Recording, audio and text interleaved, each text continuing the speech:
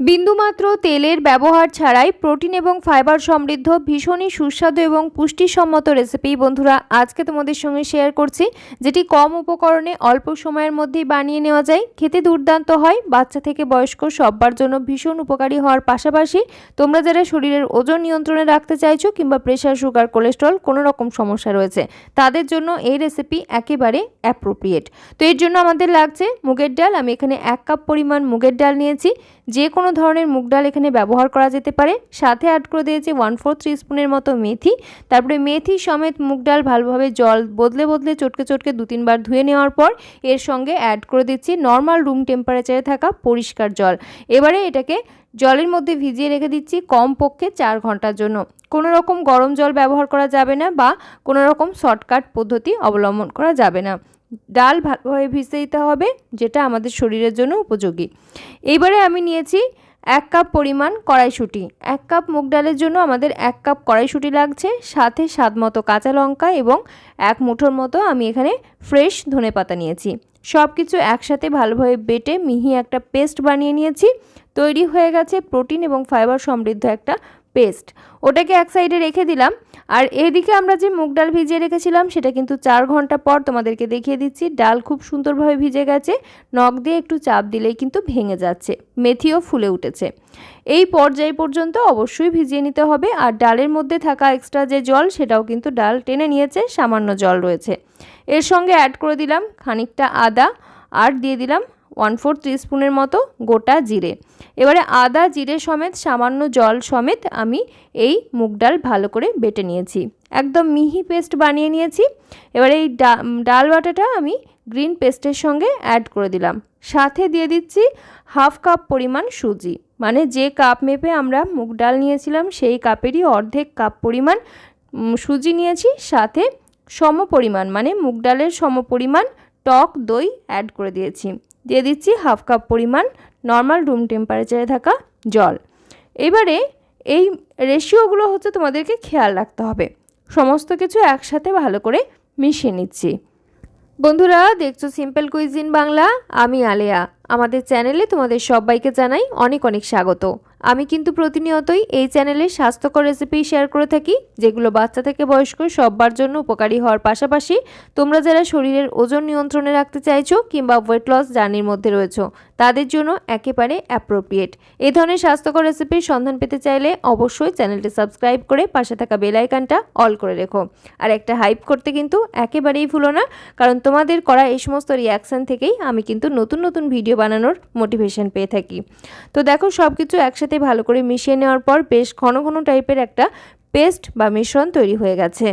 এইবারে এই মিশ্রণটাকে ঢাকনা বন্ধ করে কমপক্ষে 15 মিনিটের জন্য রেস্টে রাখতে হবে, কারণ এখানে আমরা ব্যবহার করেছি সুজিটা যাতে সুন্দরভাবে ফুলে উঠতে পারে এবং ঠিকঠাকভাবে রেডি হতে পারে তার জন্য অপেক্ষা করতে হবে।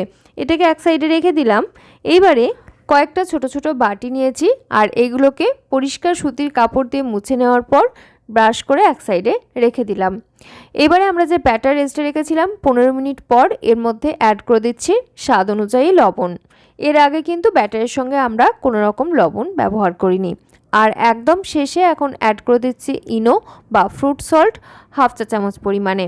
তোমরা ইনোর পরিবর্তে কিন্তু বেকিং পাউডার কিংবা বেকিং সোডা ব্যবহার করতে পারো 1/2 চা চামচ পরিমাণে। এবারে সব কিছু একসাথে খুব ভালো করে ফেটিয়ে মিশিয়ে নিচ্ছি।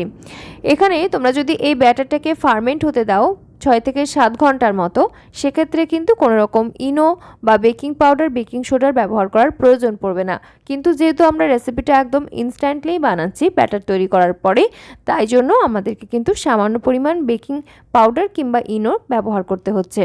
খুব ভালো করে মিশিয়ে নিলেই কিন্তু একটা ফ্লপি ব্যাটারে পরিণত হয়েছে। এই ব্যাটারটা কিন্তু আমাদের রেসিপির জন্য একেবারে পারফেক্ট। কনসিস্টেন্সিটা তোমরা কিন্তু খেয়াল রাখবে।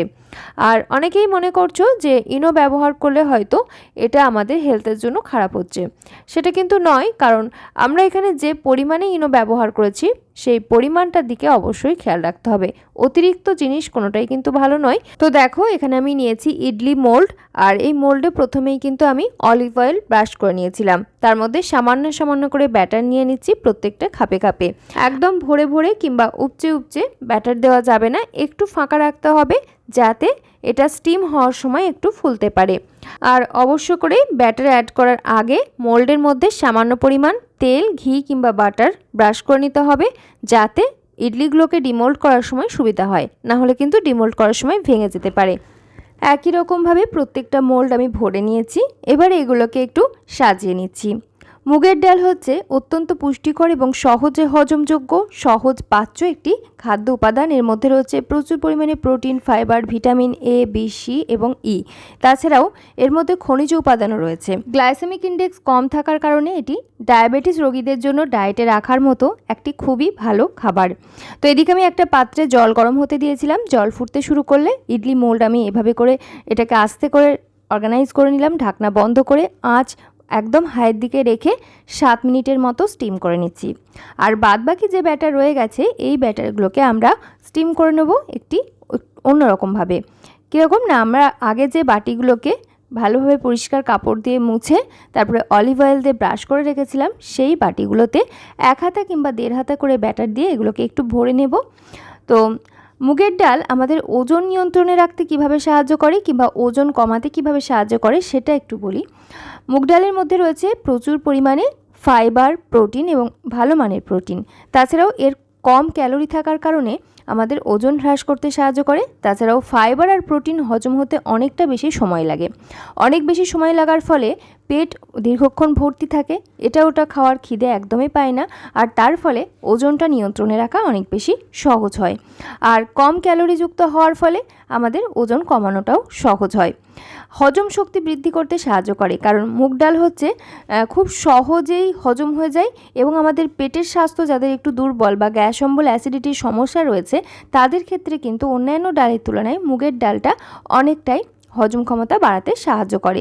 তাছাড়াও হৃদরোগ এবং কোলেস্টেরল নিয়ন্ত্রণে রাখতেও সাহায্য করে, কারণ এর মধ্যে ফাইবার, পটাশিয়াম, ম্যাগনেসিয়াম এ সমস্ত কিছু রয়েছে। তার ফলে রক্তচাপ কমাতে সাহায্য করে এবং ক্ষতিকর এলডিএল বা ব্যাড কোলেস্টেরলকে কমিয়ে হার্ট সুস্থ রাখতেও অনেক বেশি সাহায্য করে। এদিকে দেখো 7 মিনিট পর আমি ঢাকনাটা খুলে নিলাম, আর তারপর আমি একটা স্টিক দিয়ে চেক করে নিচ্ছি। স্টিক কিন্তু একদম ক্লিন বের হচ্ছে, আর দেখেও কিন্তু বোঝা যাচ্ছে উপর থেকে সুন্দরভাবে ড্রাই হয়ে এসছে। তার মানে ইডলিগুলো প্রপারলি কুক হয়ে গেছে। আমি এটাকে নাবিয়ে এক সাইডে রেখে দিলাম, আর তারপরে ওই একই পাত্রের মধ্যে একটা স্ট্যান্ড বসিয়ে নিলাম, গরম খাবার রাখার যে স্ট্যান্ড সেগুলো। তারপরে আমি যে প্লেটের মধ্যে ইডলির ছোট ছোট বাটিগুলোকে রেখেছিলাম সেগুলোকে সাজিয়ে নিচ্ছি। তো এভাবেই করে তোমরা করে নেবে।